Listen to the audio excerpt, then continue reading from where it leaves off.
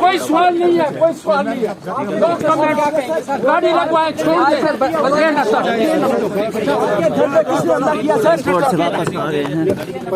यार जाने दो उनको, जाने दे। कौन सा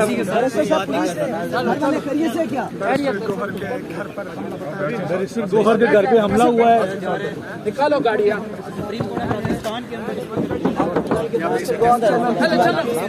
हेलो गाड़ी आप देख सकते हैं।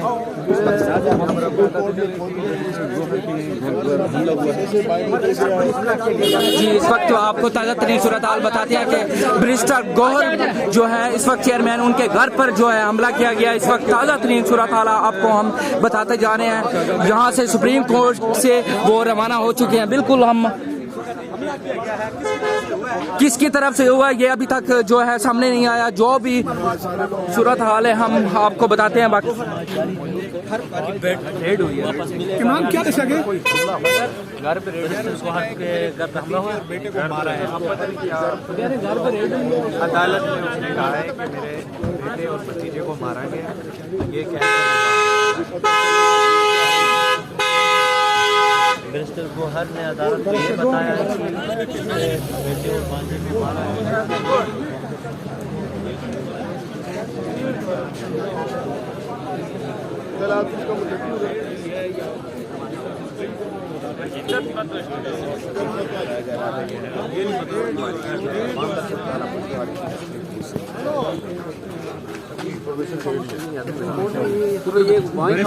के घर हमला हुआ है, कोर्ट रूम के अंदर खबर, यही खबर सुन रहे हैं। कोर्ट रूम में ये बात बयान हुई, हम भी मालूमात कर रहे हैं।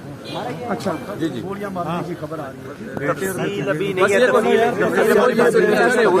कोर्ट के अंदर सर ये किन की जन्म से हो रहा है ये? पता नहीं, लेकिन पता करके बताते हैं। अभी पूरी खबर सामने नहीं आई है। बैरिस्टर साहब अभी अपने घर गए हैं, अभी कंफर्म होने दें, उसके बाद आपको कोई ऐसी बात नहीं है अभी तक, खबर इतनी है ना। अल्लाह खैर करेगा।